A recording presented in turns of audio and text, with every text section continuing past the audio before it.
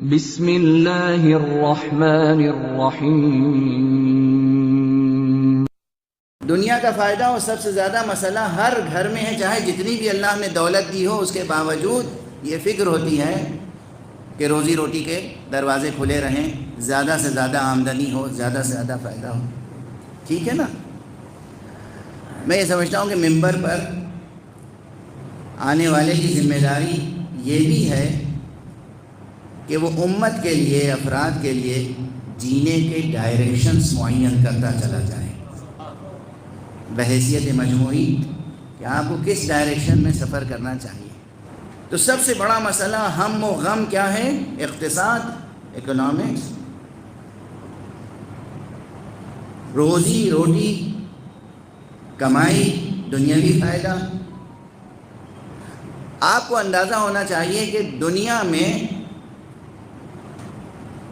30 سے زیادہ ملک وہ ہیں، ایک دو نہیں، 30 سے زیادہ ملک وہ ہیں جن کی نیشنل لینگویج عربک ہے۔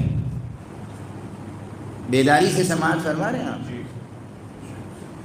نیشنل لینگویج عربی ہے، وہاں کی قومی زبان عربی ہے، تو وہاں کی سرکاری زبان عربی، وہاں کی اقتصادی زبان عربی، وہاں کا بازار، اس میں زبان جو استعمال ہوتی ہے عربی، تجارت عربی۔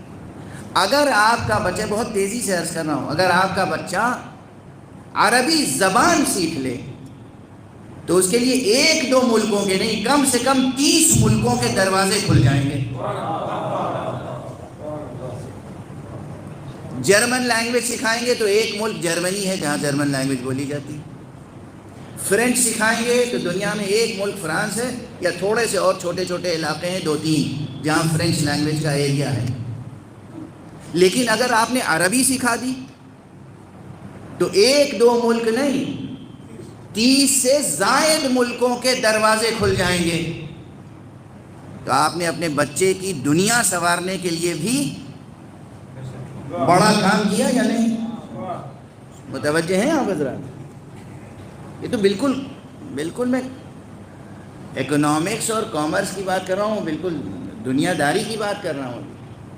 اگر عربی زبان آپ نے سکھائی، دل لگا کے بچوں کو عربی زبان سکھائیے، زبان عربی میں لکھ سکیں، بول سکیں، پڑھ سکیں، عربی زبان میں گفتگو کر سکیں، عربی زبان کا اخبار پڑھ سکیں، عربی زبان کی نیوز سنیں اور سمجھ سکیں، تو نتیجہ یہ ہوگا کہ 30 سے زیادہ ملکوں کے دروازے ان کے لیے کھل جائیں گے، اور آپ کے لیے نکبت کے اور نحوست کے دروازے بند ہو جائیں گے۔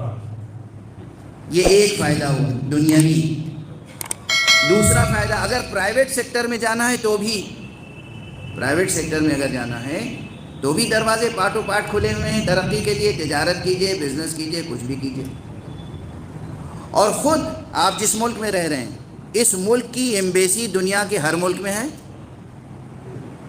اس کے کونسلیٹس ہر جگہ ہیں، ہر ملک میں،